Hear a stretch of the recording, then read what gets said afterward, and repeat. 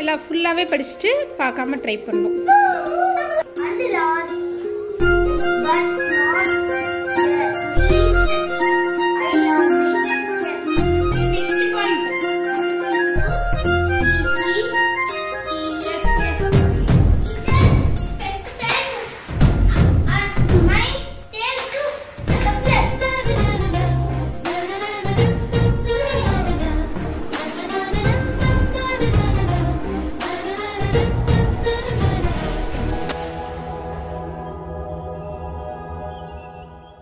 Hi friends, welcome back to our channel.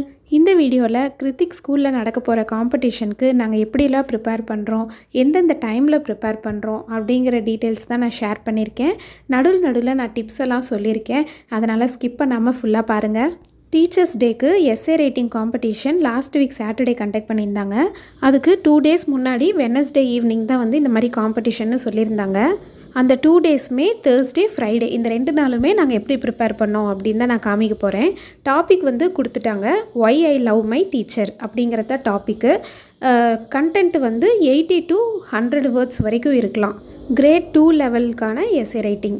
நான் வந்து Thursday morning ஒரு சின்ன பேசேஜாக ஒரு 9 points வர மாதிரி கூகுளில் சர்ச் பண்ணி எனக்கு பிடிச்ச மாதிரி இருந்ததாக நான் வந்து சூஸ் பண்ணி எழுதியிருந்தேன். ஃபர்ஸ்ட் சென்டென்ஸ் சொல்லு. I love my teacher because they are the one who they helped me the most. எப்போவுமே காலையில் டைமில் பார்த்தீங்கன்னா அவனுக்கு எழுதுறதுக்கு படிக்கிறதுக்கு இதுக்கெலாம் டைமே இருக்காது. அவன் ரெடி ஆகிட்டு ஸ்கூலுக்கு கிளம்புறதுக்கே டைம் சரியாக இருக்கும். அதனால் அவன் சாப்பிட்ற டைமை யூஸ் பண்ணிக்கலாம் அப்படின்னு சொல்லி சாப்பிடும்போதே அவனை அப்படியே ரீட் பண்ண சொன்னேன். இந்த பேசேஜ் எல்லாமே பார்த்து தான் படித்தான், ஃபஸ்ட் டைம் படிக்கிறான், எல்லாமே பார்த்து தான் சொல்லிகிட்டு இருந்தான். ஃபஸ்ட் சென்டென்ஸ் மட்டும் நல்லா படிச்சுட்டு பார்க்காம சொல்ல ட்ரை பண்ணு அப்படின்னு சொன்னேன். கொஞ்சம் ட்ரை பண்ணான். They are my teacher's best friends, my stars to success. They are my teacher's best friends, my stairs to success. Good. இது வந்து தேர்ஸ்டே ஈவினிங். இது ஸ்கூல்லேருந்து வந்ததுக்கப்புறம் ஃபஸ்ட்டு ஹோம்ஒர்க்லாம் கம்ப்ளீட் பண்ணிவிட்டு இது வந்து ஒரு 8 o'clock மேலே தான் இந்த எஸ்ஏ படிக்க ஸ்டார்ட் பண்ணோம். ஃபஸ்ட்டு வந்து ஒரு சென்டென்ஸ் வந்து குழந்தைங்களோட மைண்டில் வந்து மெமரி ஆகணும் அப்படின்னா அவங்களுக்கு அந்த சென்டென்ஸோட மீனிங் தெரியும் போது தான் அவங்களுக்கு மைண்டில் ஸ்டோர் ஆகும். ஃபஸ்ட்டு வந்து ஒரு சென்டென்ஸாக படிச்சுட்டு பார்க்காம சொல்ல சொன்னேன். I love my teacher. Proves that a student, a teacher, a pen, and a book can change this whole world. இப்போ வந்து ஒரு காம்படிஷனில் வின் பண்ணோம் அப்படின்னா அதோட ஃபஸ்ட்டு ஸ்டெப்பே பார்த்திங்கன்னா அந்த காம்படிஷனை நம்ம செலக்ட் பண்ணுறதுல தான் இருக்குது. இப்போ வந்து கிருத்திக்கு வந்து எஸ்ஏ ரைட்டிங் ஒரே காம்படிஷன் தான் வச்சுருக்காங்க. இப்போ ஒரு வேளை உங்களுக்கு நிறையா காம்படிஷன்ஸ்லாம் கண்டக்ட் பண்ணுறாங்கன்னு வச்சுக்கோங்களேன். ஒரு வேளை ஃபேன்சி ட்ரெஸ், டான்ஸு, சிங்கிங், அப்புறம் எஸ்ஏ ரைட்டிங், ஸ்டோரி டெல்லிங், இந்த மாதிரி நிறைய காம்படிஷன் கண்டக்ட் பண்ணும்போது உங்கள் குழந்தைங்களுக்கு எது வரும், எதில் அவங்க டேலண்ட்டாக இருப்பாங்க, எது நல்லா பண்ணுவாங்க அப்படின்னு நீங்கள் அதை சூஸ் பண்ணுறதுல தான் அது இருக்குது. இப்போ ஒரு வேளை எஸ்ஏவே நீங்கள் சூஸ் பண்ணியிருக்கீங்க இந்த மாதிரினா, இப்போ கிருத்திக்கு வந்து ஒரே டைட்டில் கொடுத்துட்டாங்க. ஒருவேளை உங்களுக்கு 4 topics கொடுத்துருக்காங்க அப்படிங்கும்போது அதில் நீங்கள் செலக்ட் பண்ணுற டாபிக் பார்த்திங்கன்னா அதிகமாக யாரும் சூஸ் பண்ணாத யூனிக் டாப்பிக்காக இருக்கணும். அதுவும் இல்லாமல் அந்த டாப்பிக்கு ரிலேட்டடான பெஸ்ட்டு கண்டென்ட்டாக நீங்கள் கொடுக்கணும். இப்போ எல்லாம் ஃபுல்லாகவே படிச்சுட்டு பார்க்காம ட்ரை பண்ணணும். Because they are the one who helps most.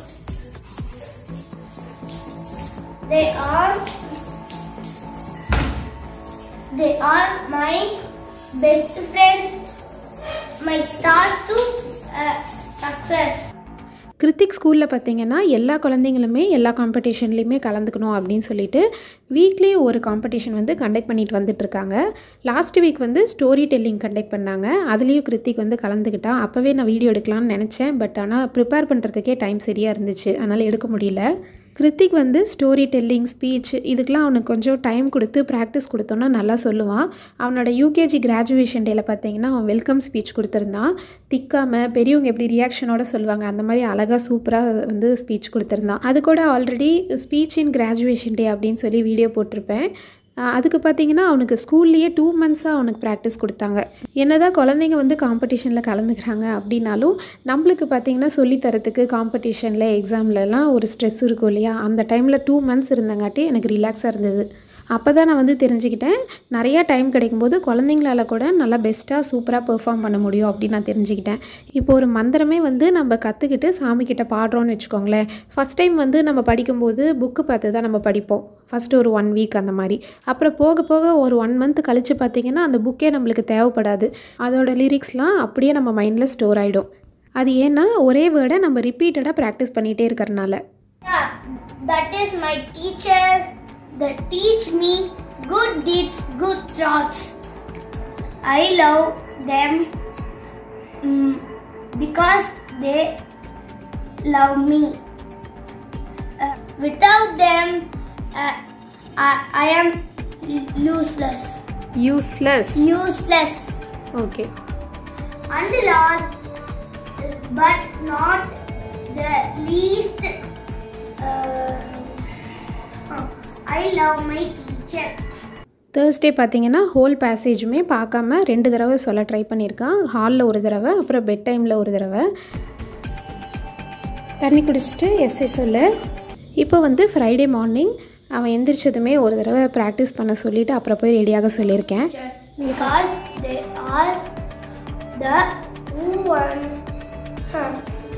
one who helps me the most. Next point.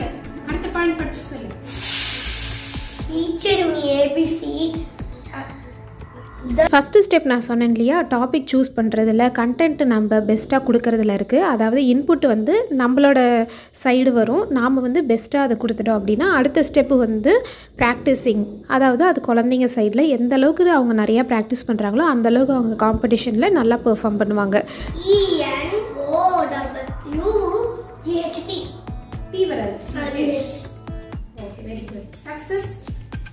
எங்களுக்கு வந்து இருக்கிறதே 2 days தான், அதனால் டைமை வேஸ்ட் பண்ணிடக்கூடாது, எப்படிலாம் யூஸ் பண்ண முடியுமோ அந்த மாதிரி யூஸ் பண்ணிக்கணும் அப்படின்னு சொல்லிட்டு சாப்பிட்ற டைமில், விளையாடுற டைமில், அவன் குளிக்கிற டைமில் கூட, அப்புறம் பெட் டைமில், இந்த மாதிரி டைமில் நாங்கள் யூஸ் பண்ணிக்கிறோம். எஸ்ஏ காம்படிஷன் அப்படிங்கிறனால ஸ்பெல்லிங்கும் தெரிஞ்சிருக்கணும், அதனால் காலையில் ஸ்பெல்லிங்கும் ப்ராக்டிஸ் பண்ணோம். இப்போ ஃப்ரைடே ஈவினிங் ஸ்கூல்லேருந்து வந்தாச்சு, ரெஃப்ரெஷ் பண்ணிவிட்டு ஸ்நாக்ஸ்லாம் சாப்பிட்டதுக்கப்புறம் இப்போ ப்ளே பண்ணிகிட்ருக்கான். விளையாடும் போதே ஒரு தடவை ரீகால் பண்ண சொன்னேன். நாளைக்கு காம்படிஷன் அப்படிங்கிறனால ஃபஸ்ட்டு வந்து எஸ்ஐக்கு ப்ராக்டிஸ் பண்ணிவிட்டு அதுக்கப்புறம் ஹோம்ஒர்க் சைடு போகலான்னு பிளான் பண்ணியிருக்கோம்.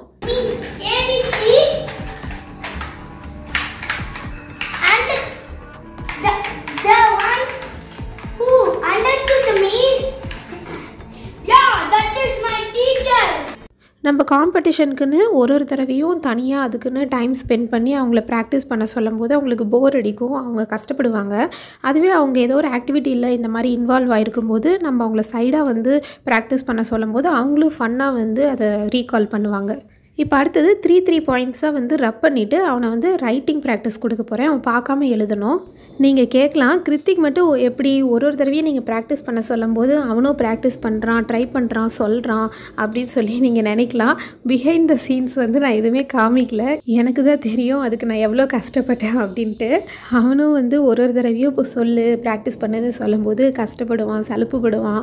இருந்தாலும் அதுக்கு பின்னாடி பார்த்திங்கன்னா நிறையா அட்வைஸ் பண்ண வேண்டியதாக இருக்கும். நீ வந்து நல்லா பெர்ஃபார்ம் பண்ணணும், எல்லா காம்படிஷன்லையுமே கலந்துக்கணும், ஆல்ரவுண்டராக இருக்கணும், ப்ரைஸ் வாங்கணும் அப்படின்னு சொல்லி அதுக்கு பின்னாடி நிறைய கதையெல்லாம் சொல்லி அவனை மோட்டிவேட் பண்ணியிருப்பேன். குழந்தைங்களுக்கு பார்த்திங்கன்னா அவங்களுக்கு இருக்க டேலண்ட் அவங்களுக்கே தெரியாது, அதை நாம் தான் வெளியே கொண்டு வரணும். அவங்களுக்கு இருக்க ஒரே டிஸ்அட்வான்டேஜ்னு பார்த்திங்கன்னா லேக் ஆஃப் கான்ஃபிடென்ஸ். அவங்களுக்கு வந்து நம்மளால் முடியாது, இதெல்லாம் நம்மளால் முடியுமா, பண்ண முடியுமா அப்படின்னு நினைப்பாங்க. அதை வந்து நாம் தான் அவங்களுக்கு பூஸ்டப் கொடுக்கணும், என்கரேஜ் பண்ணணும். உங்களால் முடியும், கண்டிப்பாக வந்து ப்ராக்டிஸ் பண்ணால் யாராலையும் முடியாதது எதுவுமே கிடையாது, நம்ம ட்ரை பண்ணலாம் அப்படின்னு சொல்லி ஒரு தடவையும் நம்ம விடாமுயற்சியோட சலுப்புப்படாமல் நாம் சோர்ந்து போயிடாமல் அவங்கள என்கரேஜ் பண்ணிகிட்டே இருக்கணும். கிருத்திக் எழுதுனதுக்கப்புறம் நான் பக்கத்தில் உட்காந்து அவனுக்கு கரெக்ஷன்லாம் பண்ணேன். ஸோ தட் நெக்ஸ்ட் டைம் அந்த மிஸ்டேக் வந்து ரிப்பீட் பண்ணாமல் இருப்பான்.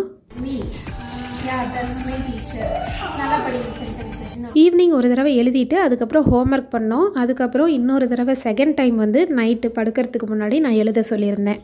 ஃபஸ்ட் டைம் எழுதியிருந்தபோது நிறையா மிஸ்டேக்ஸ்லாம் பண்ணியிருந்தான். அப்போ தான் வந்து அவனுக்கு சென்டென்ஸ் நல்லா வந்து மைண்டில் ஸ்டோராக இருந்தது. என்னென்ன மிஸ்டேக்கு, எப்படி எழுதக்கூடாது, எது கரெக்டு அப்படின்னு அவனுக்கு தெரிஞ்சுது.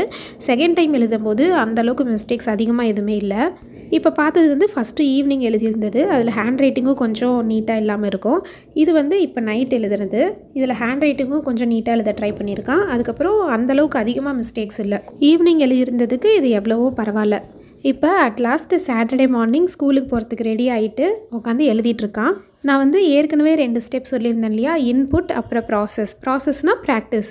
இந்த ரெண்டும் வந்து நம்ம பெஸ்ட்டாக நம்ம கொடுத்துட்டோம் அப்படின்னாவே அவுட்புட் வந்து ஆட்டோமேட்டிக்காக நல்லா பெஸ்ட்டாக வந்து வந்துடும். அதை பற்றி நம்ம கவலையே பட தேவையில்லை. ப்ரைஸ் வருதோ இல்லையோ இருந்தாலும் ஒரு காம்படிஷனில் நம்மளால் முடிஞ்ச பெஸ்ட்டை வந்து நம்ம கொடுக்குறோம். அந்த சாட்டிஸ்ஃபேக்ஷன் நம்மளுக்கு கிடைக்கும். இந்த வீடியோ உங்களுக்கு பிடிச்சிருந்தா ஒரு லைக் கொடுங்க. நம்ம சேனலுக்கு சப்ஸ்கிரைப் பண்ணுங்கள். இந்த வீடியோ உங்களுக்கு யூஸ்ஃபுல்லாக இருந்துச்சா அப்படின்னு சொல்லி மறக்காமல் கமெண்ட் பண்ணுங்கள். நிறையா பேர்த்துக்கு ஷேர் பண்ணுங்கள். தேங்க்யூ.